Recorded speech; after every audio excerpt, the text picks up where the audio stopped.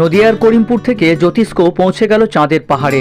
দিনটা ছিল 28শে জুন। পাড়ি দেওয়ার সেদিনে দুই চোখের পাতা এক করতে পারেনি, নিয়েছেন জ্যোতিষ্কের বাবা নিশীথ কুমার বিশ্বাস। নদিয়ার করিমপুর থেকে পাড়ি দিয়েছে পূর্ব আফ্রিকার মাউন্টেন অফ মুন।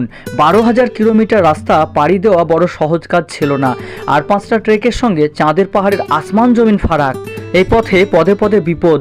চাঁদের পাহাড় পৌঁছানোর আগে পেরোতে হয় আফ্রিকার সবচেয়ে বিপদসংকুল অরণ্য।